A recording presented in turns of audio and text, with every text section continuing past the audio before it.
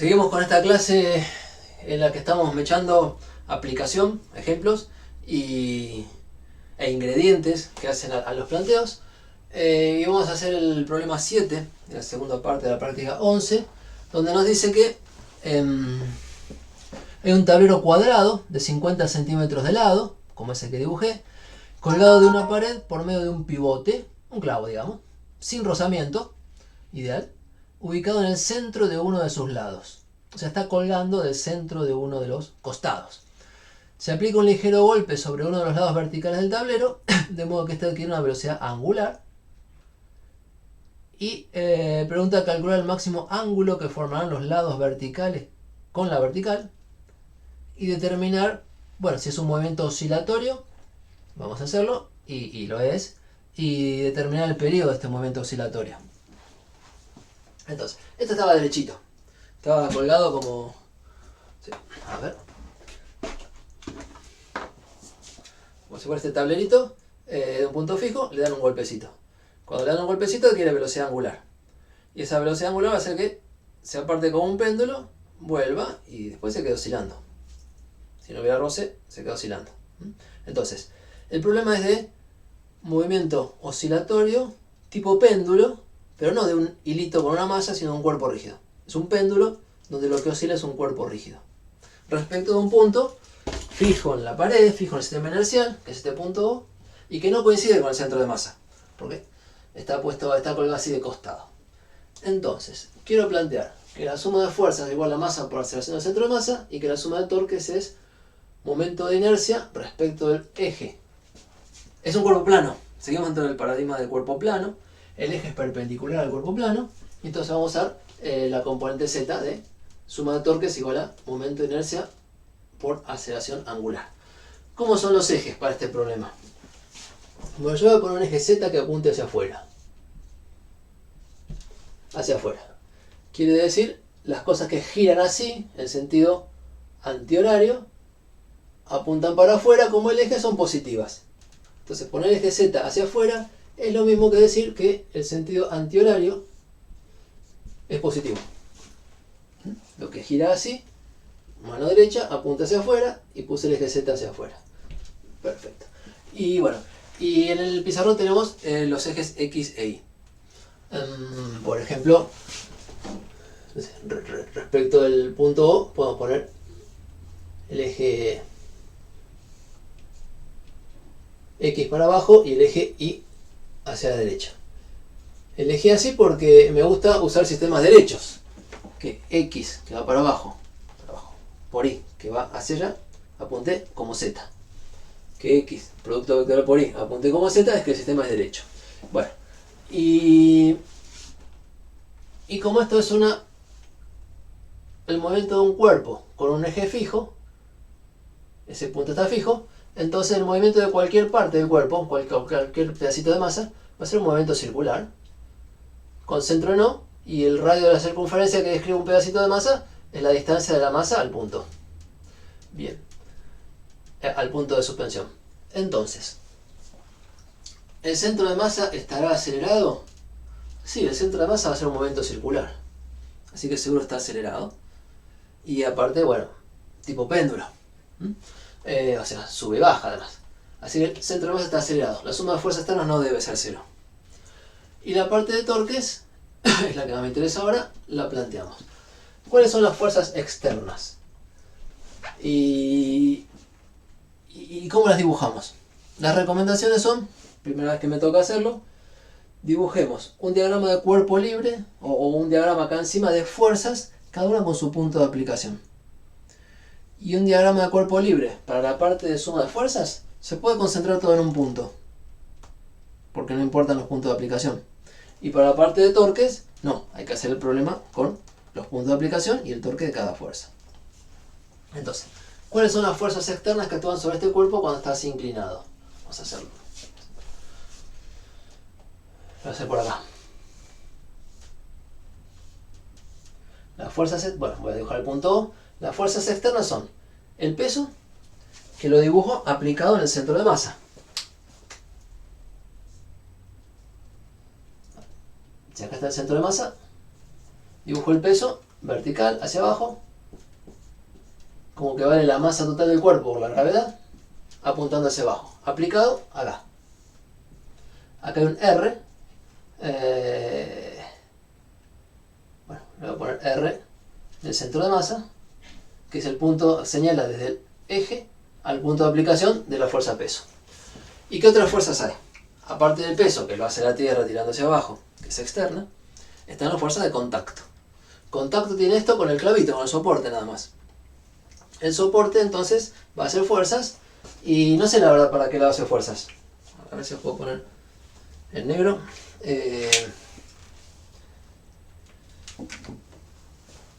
Si esto estuviera colgado tranquilo,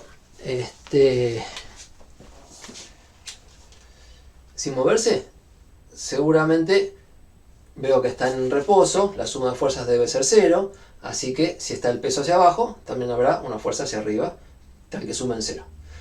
Pero si esto se está oscilando, y yo siento como que me arrastra la mano un poquito para el costado.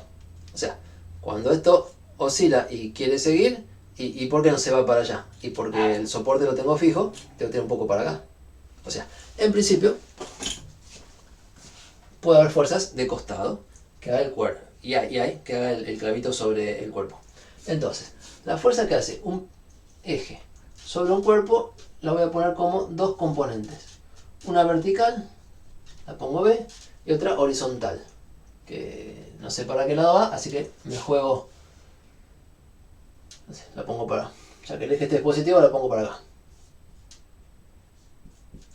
Y la llamo B y H.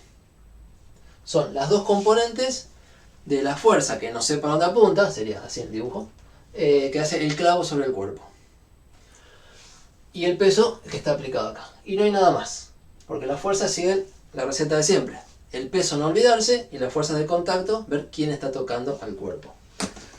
Entonces, tendría que calcular para esta ecuación de rotaciones cuánto vale el torque de la fuerza peso respecto al punto O. Componente Z, me interesa. Y bueno, en esta situación en que está, y bueno, lo dibujé así, vamos a decir que está inclinado a un ángulo θ. Así tengo estas direcciones. Entonces, entre la prolongación del peso, del R, perdón, y la fuerza, peso, está el ángulo θ, acá también. Entonces, R que apunta así, en este dibujo, por P que apunta así, me da hacia adentro. Y hacia adentro, en esta convención es negativo. La componente Z es hacia adentro, es negativa. ¿Y cuánto vale? El módulo de R, del centro de masa, por el módulo del peso, que es masa por gravedad, sin flechita, por el seno de θ. El torque de la fuerza peso depende de qué tan abierto para un lado o para el otro esté esto. Si estuviera con el lado vertical, R apunta hacia abajo, el peso apunta hacia abajo, y como son paralelos no hay torque. Cuando está vertical, el torque es 0, el torque del peso es 0. Pero cuando está girado para un lado, el torque tiende a hacerlo volver. Fíjense que esto tirado para este lado me da un torque que lo quiere hacer negativo, que lo quiere hacer girar para este lado. Es un torque restaurador, lo quiere hacer volver a la vertical. Y bueno, y en este problema era un cuadrado de lado L, así que esta distancia será L sobre 2. Entonces, el radio, el módulo del punto de aplicación, distancia del punto de aplicación al el módulo de la distancia del punto de aplicación al eje es L sobre 2. Y ahí estamos. ¿Y cuánto vale el torque de la componente vertical de la fuerza respecto del punto O? Componente Z.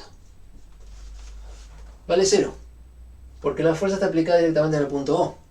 Si quiero dibujar el vector que va desde O hasta el punto de aplicación, que es lo que hay que hacer, no hay vector, no hay desplazamiento. Entonces no hay distancia entre el punto de aplicación y el eje.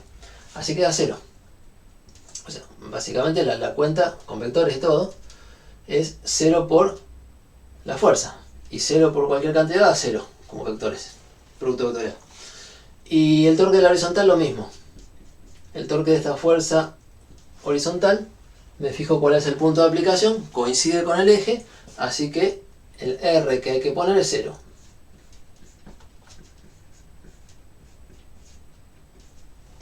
Insisto que estoy poniendo siempre que torque es el RO por la fuerza. RO es el vector que va desde O hasta el punto de aplicación de la fuerza.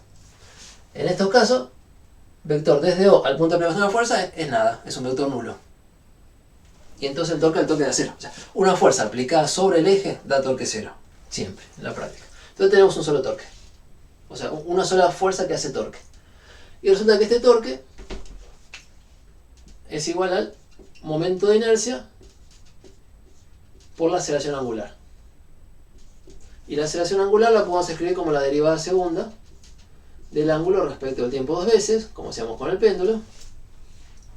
Y entonces, si hacemos pequeñas oscilaciones y esto lo aproximamos por el ángulo, o sea, si el seno del ángulo es aproximadamente igual al ángulo, que era el trabajo que hacíamos con pequeñas oscilaciones, resulta que esto tiene pinta de... no, tiene toda la forma de ecuación de oscilaciones armónicas simples. Derivada segunda de la variable respecto al tiempo dos veces igual a menos algo que pasó este dividiendo por la variable para pequeñas oscilaciones. Entonces, si θ es pequeño, esto es un movimiento armónico simple. Repasamos un caso más de la práctica 9. Por eso se lo llama péndulo físico, en contraste con el péndulo ideal, que es el que tiene una masa y un hilito sin masa. Bien, el asunto es que está el momento de inercia, y bueno, necesitamos el momento de inercia de este cuerpo con esta forma, respecto de un eje que pasa por el punto O. Y podríamos aplicar el teorema de Steiner relacionándolo con el eje que, paralelo a este, que pasa por el centro de masa. Pero el cuadrado tampoco se los di en una fórmula, ¿no? Está en los libros, pero vamos a hacer un par de trucos para calcular este momento de inercia. Lo que nos quedó dando vuelta es, el problema está planteado, pero el momento de inercia hay que ver.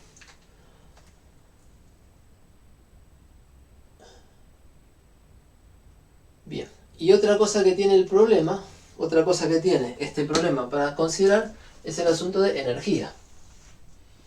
Porque les da la velocidad inicial y les pregunta hasta dónde sube. Y eso en los péndulos era conservación de energía, que la energía cinética se convierte en potencial. Entonces, hay otro bocadito que hay que discutir, que es el tema de energía en movimiento de cuerpo rígido. Potencial, cinética, etc. Trabajo, etc. Bueno, como les decía, voy a mechar los ejemplos con las consideraciones de teoría que hace falta para terminar de armarlo. Dos cosas entonces, para organizar el pedacito que sigue. Momento de inercia. Y voy a hacer primero lo de energía, porque me parece más importante, y después lo de momento de inercia. Análisis de energía en el momento de un cuerpo rígido, 1. Y cálculo de momento de inercia en esta geometría, 2. ¿Vamos? Y ya no vuelvo a hacer el problema porque quedó planteado. Bueno, la parte de energía por ahí lo discuto de vuelta. Bien.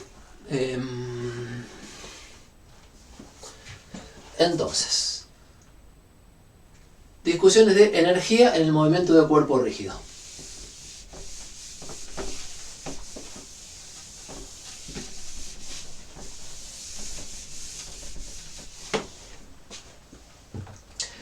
No solo energía, sino trabajo y energía, ¿no? Vamos a poner el título, trabajo y energía.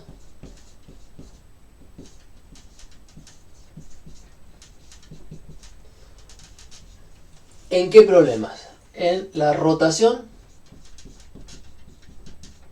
de cuerpo rígido,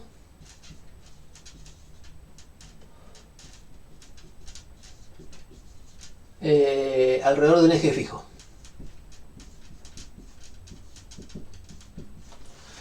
Recordemos que todavía los ejemplos están hablando de un cuerpo plano con un eje perpendicular y después tenemos que incorporar los volúmenes.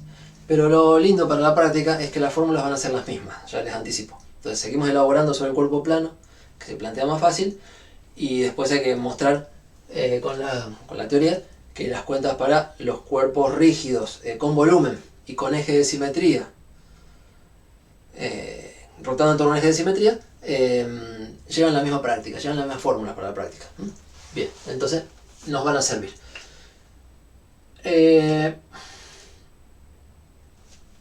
Trabajo. ¿Qué pasa si tenemos un cuerpo con cierta forma rotando en torno a un punto O, el eje perpendicular al plano del pizarrón, y en un cierto punto se le aplica una fuerza F? Y el movimiento de este cuerpo va a ser, bueno, girar. Entonces, la fuerza está aplicada en un punto de posición RO respecto de por donde pasa el eje. Sabemos que se puede calcular el torque de la fuerza, pero la pregunta ahora es, ¿y si esto gira un ángulo, digamos para allá, diferencial de θ? Porque quiero calcular el diferencial de trabajo. ¿Qué trabajo hace esta fuerza en un desplazamiento infinitesimal? Y recordemos que el diferencial de trabajo era el producto escalar de la fuerza por el diferencial de R, desplazamiento de ¿quién? Y desplazamiento de la partícula sobre la cual actúa la fuerza.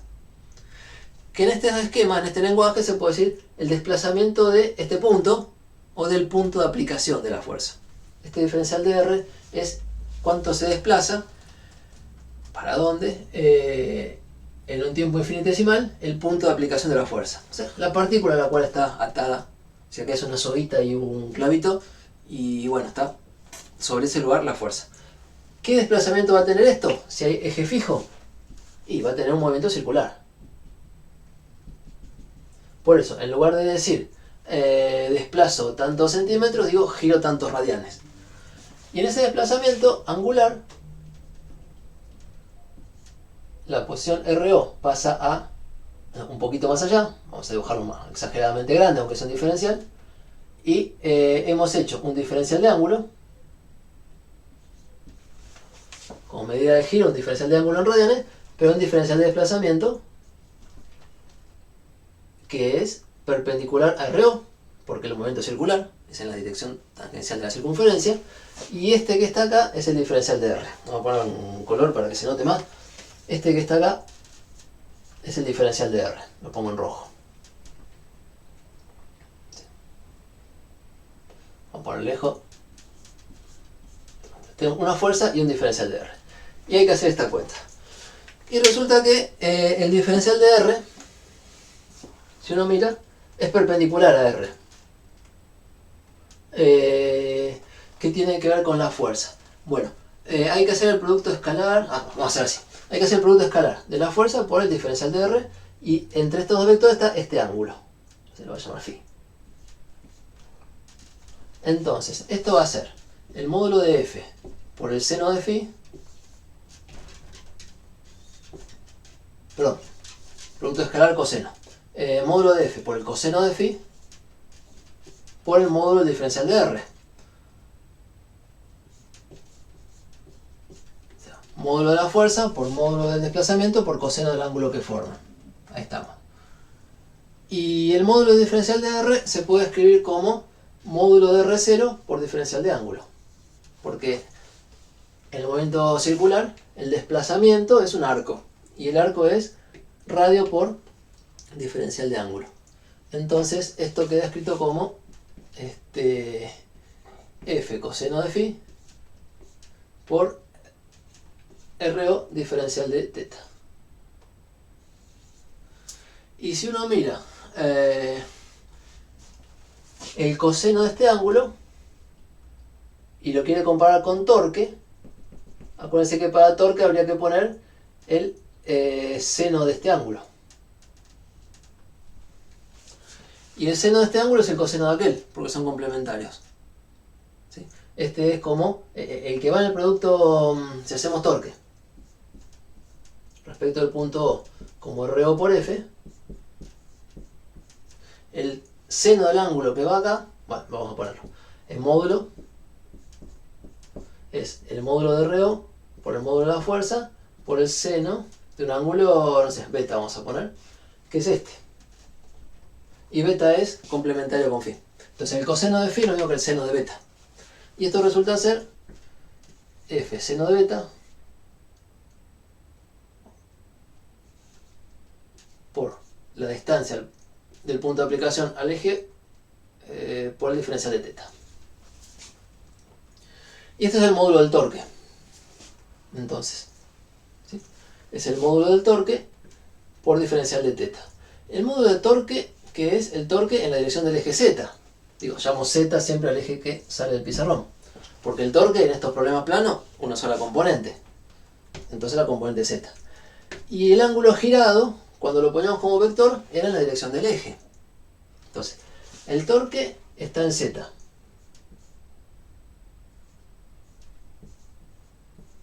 Y el diferencial de ángulo girado, si lo pongo como vectorcito, también está en Z. Entonces, multiplicar escalarmente este con este es la componente Z por la componente Z y nada más. ¿Qué es lo que tengo acá? Entonces, esto es directamente, una forma más compacta de escribirlo, el torque de la fuerza, producto escalar con el ángulo girado. Así es el diferencial de trabajo hecho por una fuerza sobre un cuerpo en la rotación respecto de un eje fijo. Torque por ángulo girado. Producto escalar, aprovechando el torque, bueno, que es un vector, sabemos para dónde apunta, y el ángulo girado, escrito como ángulo infinitesimal vectorial, que apunta en la dirección del eje de rotación. Y hay un paralelismo muy interesante.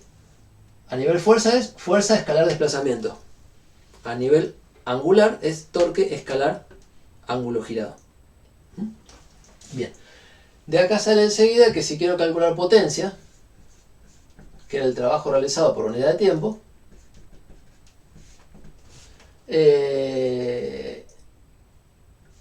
trabajo realizado por unidad de tiempo resulta ser el producto escalar del torque por la diferencial de teta sobre diferencial de tiempo es velocidad angular. La potencia desarrollada por una fuerza cuando realiza torque sobre algo que gira es el torque por la velocidad angular, siempre en radianes por segundo, o en radianes por unidad de tiempo. Entonces tenemos fórmulas para calcular trabajo. Acá está. Y el trabajo, bueno, la suma de los trabajos es igual a la variación de energía cinética. Y si los trabajos son de fuerzas conservativas, se cambian por menos la variación de energía potencial. Entonces, todo eso lo van a usar. Y este pizarrón que, bueno, ya está completo. Habla de trabajo de una fuerza en la rotación del cuerpo rígido con eje fijo. Ahora, ¿qué pasa con la energía? Vamos. Teorema general de trabajo y energía. Estamos a nivel última clase, o seguimos el lunes seguro, de aplicación. Entonces, ¿qué pasa con la energía cinética? Y bueno, la suma de los trabajos de fuerzas, de todas las fuerzas, es igual a la variación de energía cinética. ¿Cómo se escribe la energía cinética? Recordemos que cuando un cuerpo gira con respecto a un eje, quizá pasa por el centro de masa o quizá no. Tenemos dos formas de escribir energía cinética.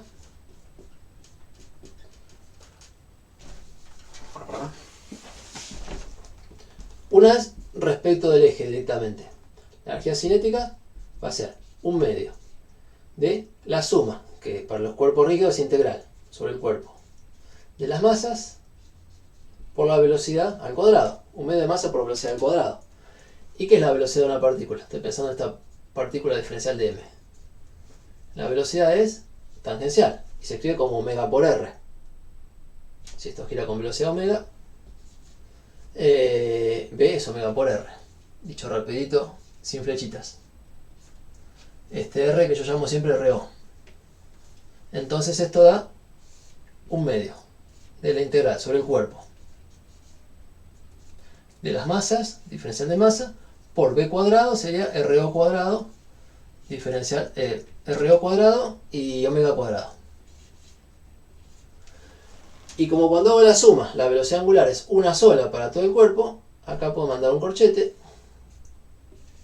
y decir que tengo un medio de esta cantidad por omega cuadrado. ¿Y qué es esta cantidad? Ya la conocemos. Suma de masas por distancia del eje al cuadrado es el momento de inercia del cuerpo. Entonces esto quedó un medio del momento de inercia por la velocidad angular al cuadrado. ¿Sí? Teoría si quieren. Pero por otro lado, aplicación. Lo único que decimos es decir que las masas se mueven con velocidad circular, con movimiento circular y velocidad omega por r. Ahora, Por otro lado, uno sabía que para un sistema de partículas la energía cinética también se puede escribir como un medio de la masa total por la velocidad del centro de masa al cuadrado, que es la energía cinética de traslación, porque el centro de masa se mueve. Si está fuera del eje, cuando esto se mueve, cuando gira, el centro de masa se traslada, realmente tiene velocidad. Más la energía cinética interna, que era un medio de esta cuenta, masa por velocidades prima, vistas del centro de masa. Ahora, si miro la velocidad desde el centro de masa, lo que me queda es algo como esto, pero con el momento de inercia referido al centro de masa.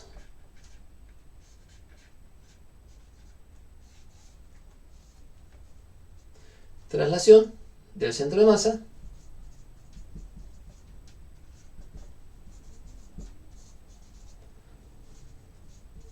y esto es movimiento interno. ¿Qué es el movimiento interno de un cuerpo rígido? Y es como lo veo moverse si me paro en el centro de masa. Y si me paro en el centro de masa lo veo dar vuelta alrededor de este eje. Y la velocidad con que esto gira, vista desde O o vista de acá, es la misma. O sea, la velocidad angular es la misma. Porque todo gira con la velocidad angular. Entonces, esta velocidad angular, bueno, este movimiento interno de las partículas vistas del centro de masa, lo que se llama este R', se puede escribir como una rotación respecto del centro de masa. Lo que en general el sistema de partículas era energía cinética interna, está escrito, ya lo hice, como rotación respecto del centro de masa.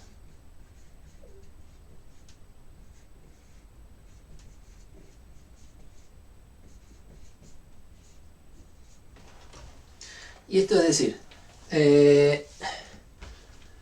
en general, un cuerpo rígido, cuando se mueve de cualquier manera, no puede hacer muchas cosas. Dos cosas puede hacer: trasladar el centro de masa y girar en torno al centro de masa. Si me paro en el centro de masa, veo la rotación nada más. Y si lo miro de afuera, veo la traslación del conjunto. Cuando lo que pasa con esto, es decir, vamos acá, es que hay un eje fijo, como si fuera a pasar este lápiz por este agujerito. Ahí. Y el eje fijo no coincide con el centro de masa, entonces cuando lo hago girar respecto al eje fijo, pasan dos cosas. El centro de masa está dando vueltas. Y está dando vuelta con velocidad angular. O sea, no hace cualquier movimiento. Lo que antes dije, traslación del centro de masa, cuando hay un eje fijo acá, está obligado a que el eje de masa se traslade como orbitando, se dice, dando la vuelta alrededor del eje. Y por otro lado, fíjense que cuando el centro de masa da una vuelta entera, y cada parte da una vuelta entera respecto del... ¿Sí? Miren esta puntita de arriba. Si doy una vuelta entera, y esa puntita no puedo hacer menos que taparla, pero de una vuelta entera alrededor del centro de masa. Por eso es que la velocidad de rotación del cuerpo respecto del eje y la velocidad de rotación del cuerpo respecto al centro de masa son la misma. Y entonces, acá no tengo que decir que este omega respecto al centro de masa. Es el omega que había dibujado antes. ¿Sí? Y esta rotación respecto al centro de masa es el movimiento interno, la rotación interna respecto al centro de masa. Si uno le da un poquito más de vuelta a esto, que es interesante, resulta que esta velocidad del centro de masa es de rotación con este radio. Y este radio es el módulo del R del centro de masa. O la distancia de, como dije hoy, como decimos Steiner, del eje al centro de masa. Entonces, si yo modelo a eso, la velocidad del centro de masa es omega por d. ¿No? Si así como está, la reemplazo acá, me queda omega cuadrado va a aparecer acá y acá también. Así que lo voy a sacar bien lejos de factor común. Un medio aparece en los dos términos, así que lo voy a sacar de factor común acá adelante. Y entre medio me queda la masa por d cuadrado, omega cuadrado ya lo saqué, la masa del cuerpo por d cuadrado, más el momento de inercia respecto del centro de masa. Y esta suma por Steiner, por la regla de Steiner, era el momento de inercia del cuerpo respecto del eje O. O sea, esta suma y este momento de inercia son exactamente lo mismo por la relación de Steiner. Lo que estoy haciendo es una vuelta de consistencia, no mostré nada. Dije, hay dos maneras de calcular energía cinética: sumando los movimientos respecto del punto O descomponiendo los del centro de masa más el movimiento respecto del centro de masa. Las dos maneras dan lo mismo. Y las dos maneras se escriben como un medio de algo por omega cuadrado. Y ese algo es el momento de inercia. En un caso hecho respecto del punto O y en otro caso descompuesto respecto al centro de masa más lo que dice Steiner. Queda lindo. Se puede hacer de cualquier manera que se acuerden primero. Entonces la energía cinética de un cuerpo básicamente se escribe como un medio de momento de inercia por velocidad angular al cuadrado respecto al eje fijo. Y en general, si quieren hablar de traslación del centro de masa y rotación del centro de masa, también se puede. Un medio de masa por velocidad del centro de masa al cuadrado más un medio de momento de inercia, pero ahora respecto del centro de masa por velocidad angular al cuadrado. Entonces, cuando van a hacer suma de trabajos igual a la variación de energía cinética, y bueno, saben calcular energía cinética. Eso es lo que les tenía que contar. Está calculada la energía cinética. ¿Y qué otra parte tenemos en este tema de trabajo de energía? Y el asunto de energías potenciales. ¿Qué pasa si esto lo quiero descomponer como la suma de los trabajos de las fuerzas no conservativas más la suma de los trabajos de las fuerzas conservativas? Eso siempre es la variación de energía cinética. Pero la suma del trabajo de fuerzas conservativas será menos la variación de energía potencial, o la suma de las energías potenciales que haya, y lo pasamos para el otro lado, y me queda que la suma de trabajo de fuerzas no conservativas es la variación de energía cinética más energía potencial, o sea, la variación de energía mecánica. Lo dije rapidito para repasar cuál es la idea de separar de todas las fuerzas que haya los trabajos de fuerzas conservativas. Permiso. Sacamos esto entonces, que era cómo calcular energía cinética. Vamos a dejar acá en el mapa que hicimos trabajo, hicimos energía cinética. Y ahora me falta energía potencial. Y bueno, en la práctica vamos a trabajar o con resortes que se comprimen, y la energía potencial es un medio de K por la elongación o la compresión al cuadrado. Eso es propiedad del resorte más que del cuerpo, ¿no? Y con energía potencial gravitatoria. Es lo que hemos hecho en todo el curso. ¿Cómo se escribe la energía potencial gravitatoria de un cuerpo rígido? Entonces vamos a poner la potencial, bueno, los nombres. Elástica, miran el resorte y hacen lo que ya sabían. Y gravitatoria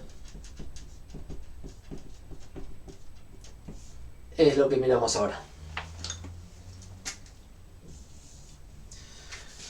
¿Cómo van a escribir energía potencial gravitatoria de un cuerpo? Facilito en la práctica. Vamos a dibujarlo. Tenemos algún sistema de referencia. Vamos a llamar I al eje para arriba, X al horizontal. Y vamos a medir alturas. Y vamos a decir que acá la altura es 0. Como cuando trabajamos con energía potencial gravitatoria. Estamos en presencia del campo gravitatorio y hay un cuerpo rígido. Incluso podría ser un sistema de partículas más libre todavía, más general esto. La cuestión es que hay distintas partículas. Si pienso en un cuerpo continuo, son distintos diferenciales de masa. Y este diferencial de masa tiene un diferencial de energía potencial gravitatoria. Pongo diferencial porque es una masa infinitesimal, es un poquito de lo que voy a construir. Es masa por gravedad por altura. Diferencial de masa por gravedad por altura. Altura sí. En este planteo, si empiezo desde h igual a altura 0, tomo como referencia el origen del sistema de coordenadas, altura es I. M por G por I. ¿Cuánto vale la energía potencial gravitatoria de todo este cuerpo? Bueno, hay que sumar sobre todos los diferenciales de masa. Todo. Será la integral sobre el cuerpo de estas expresiones. Diferencial de masa por gravedad por I. donde el I es el I de cada pedacito, o sea, este I. El I va cambiando con el cuerpo, o sea, recorro el cuerpo, cambio de diferencial de masa y son distintas alturas. Pero la gravedad siempre es la misma. Estoy a nivel superficie de tierra, que la gravedad es la misma en todos los puntos del cuerpo. Entonces la gravedad sale afuera. Y esto se puede escribir como la suma sobre el cuerpo de diferencial de masa por la altura I de cada pedacito de masa. Cierro un corchete así para decir, saqué de factor común la gravedad para allá atrás. Y este corchete ya lo tienen que reconocer. Esto es la masa del cuerpo por la altura del centro de masa. Repasemos por acá al costadito.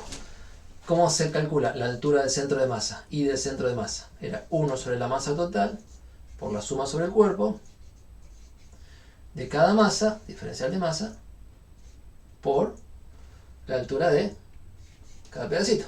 Entonces, esto es lo que encontramos acá. Y es igual a la masa por la altura del centro de masa. Nos quedó la masa del cuerpo por el I del centro de masa por la gravedad. Pongo la gravedad primera y el I del centro de masa. Y la fórmula es bonita o compacta. Masa por gravedad por altura. ¿Qué altura? Se pone la altura del centro de masa.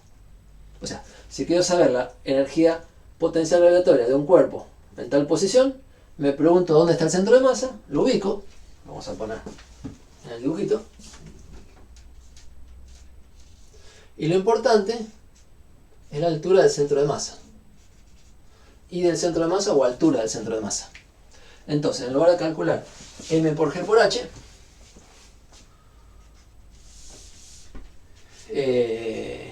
para una partícula, uno tenía energía potencial gravitatoria, masa por gravedad por altura, respecto al cero que había puesto. Y para un cuerpo, muy parecido. Masa mayúscula del cuerpo por gravedad por altura del cuerpo, del centro de masa del cuerpo. ¿Sí? Ahí está. Entonces, ¿qué hicimos acá? Y un repaso de que la energía es una cantidad aditiva. Si quiero saber la energía de un conjunto de partículas, sumo la energía de cada pedacito, y cuando hago la suma encuentro cosas conocidas. Entonces, hay unas cuantas cosas que son como bocaditos, haciendo un pizarrón de cada una, pero son, en el contexto que ya armamos, poner las cosas de antes. Pusimos energía cinética, pusimos energía potencial gravitatoria, pusimos trabajo. Hay que poner todo en el contexto de la geometría de cuerpos rotando alrededor de un eje. Y esta que escribí acá, ni siquiera habla de que el cuerpo esté rotando, no habla de qué posición está. Y ni siquiera habla de que sea rígido. Puede tener la suma de partículas con sus alturas, y la energía potencial gravitatoria de un sistema de partículas, creo que no lo había dicho antes, es la masa por la gravedad por la altura del centro de masa. Bien general. Bueno. Hasta acá avanzamos con trabajo y energía que me interesaba en el péndulo físico algo así. Si preguntamos qué trabajo hacen las fuerzas del soporte no hacen trabajo porque no hay desplazamiento. La fuerza peso hace trabajo, y el trabajo se puede calcular como torque por ángulo girado, o como fuerza por desplazamiento, que era lo mismo, mostré que era lo mismo. Y si quieren saber cuál es la energía del cuerpo mecánica cuando está a cierto ángulo girado, y habrá que poner la energía cinética del cuerpo, un medio de la masa, un medio del momento de inercia respecto al eje por la velocidad angular al cuadrado, más energía potencial, la masa por la gravedad por la altura del centro de masa. Y como la única fuerza que hace trabajo es el peso, que es conservativa, esta que tira para abajo, la energía mecánica se conserva. Entonces en el problema 7 pueden hablar, no porque corresponda, sino porque sale de un análisis. Vemos las fuerzas. El análisis de siempre, de trabajo y energía. Vemos todas las fuerzas que actúan. Hay algunas que no hacen trabajo, listo, no están acá. Hay otras que son conservativas, se ponen de este lado. Si cuando hicimos esa maniobra acá quedó 0, o sea, no hay trabajo de fuerza no conservativa, la energía mecánica se conserva. Insisto, son aplicaciones pasadas en limpio al lenguaje de sistema de partículas, de cuerpos rígidos, etc. Una cosa me queda, y seguiremos el lunes discutiendo por qué cuando tenemos un cuerpo como un cilindro en volumen, las cuentas son iguales que las que hicimos hoy. Lo vamos a discutir el lunes. Y seguimos mirando la práctica. Y seguimos mirando situaciones de movimiento. Hemos visto algo girando sobre un eje fijo en el centro. Hemos visto esto girando sobre un eje fuera del centro. Hay cosas que giran como una rueda que gira y avanza. Eso se llama rototraslación. Hay que mirar la parte de avance y la parte de giro. Insisto, son combinaciones de esta teoría. Pero bueno, lo vamos a hacer de a una. El lunes seguimos haciendo más ejemplos. Lo que hago para cerrar hoy del problema este de péndulo era que tenía que escribir el momento de inercia de este cuerpo respecto a un eje perpendicular al cuerpo que pasaba por el bordecito. Así. ¿Sí? Y para eso lo puedes relacionar con el que pasa por el centro de masa con el teorema Steiner, pero el que pasa por el centro de masa todavía no estaba en la tabla. Entonces, hace un ratito dije 1 y 2. Está copiado o queda grabado. Saco esta parte y vamos a ese otro aspecto que me quedó pendiente.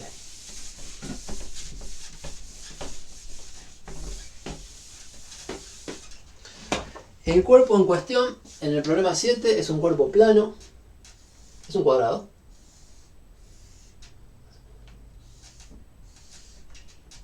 Conozco la medida al lado, puede ser un rectángulo, puede ser base y altura. El centro de masa está en algún lugar que, si el cuerpo es así bien simétrico, está claro que está en el centro geométrico. El punto O pasaba, el punto O por donde pasa el eje, el clavito donde esto oscila, está corrido.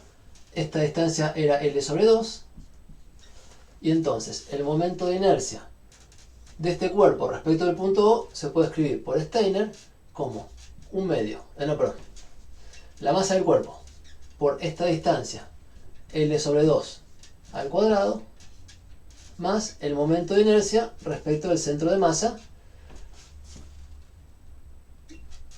respecto a un eje que pasa por el centro de masa y que es paralelo al que me interesa. O sea, esto es en Z.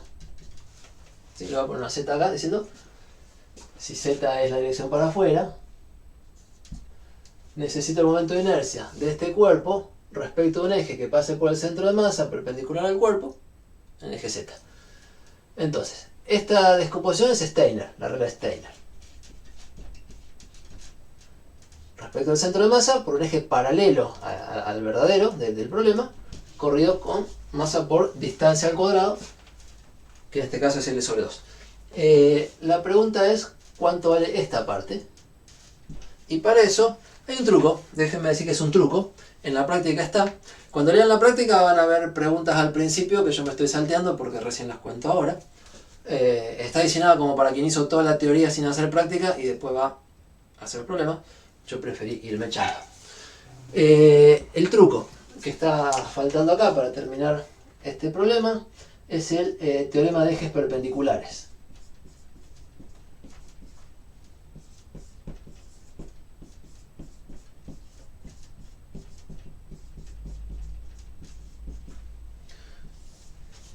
Que lo presento porque ya me metí en esto, pero bueno, para terminar de calcular necesito hablar de cuerpos. Necesito la próxima clase. Esto es así. Bueno, lo voy a plantear. Dibujo vuelta del cuerpo.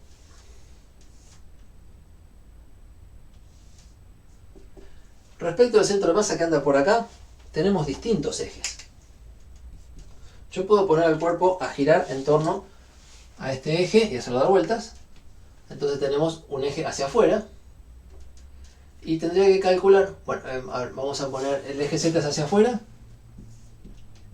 Y vamos a poner ejes X e Y, para allá y para allá. ¿Estamos? Y entonces el momento de inercia respecto del centro de masa Para un eje paralelo al eje Z, ya sabemos calcularlo. Hay que sumar las masas por estas distancias al cuadrado. Ahora, si lo dibujo así en el plano XY, puedo decir que este punto tiene una coordenada X, una coordenada Y, y que esta distancia es X cuadrado más Y cuadrado raíz.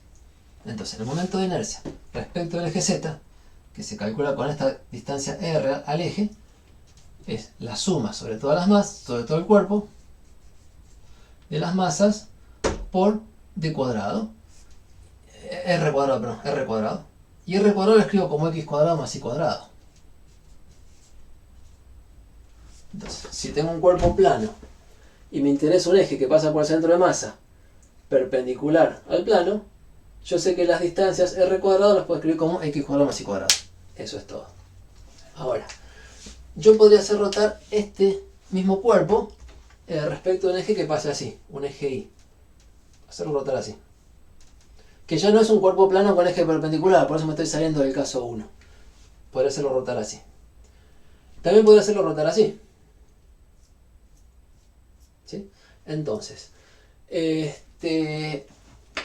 si lo hago rotar en torno al eje Y, tengo un momento de inercia respecto al centro de masa que se calcula, esto les anticipo, como se pueden imaginar, la suma sobre todo el cuerpo de las masas por la distancia al eje al cuadrado. Y si rota en torno a Y, la distancia de la masa al eje es el X. Ahora, si quiero calcular el momento de inercia por un eje que pasa por el centro de masa, pero está en la dirección X, así, y el cuerpo hace así entonces, bueno, la distancia de la masa al eje es Y. Y entonces acabo de tener una cuenta que es la de siempre, suma sobre el cuerpo de las masas por la distancia al eje al cuadrado, que es Y cuadrado.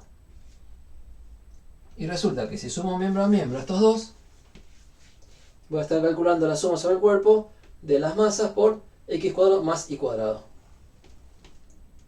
Entonces saco como regla que el momento de inercia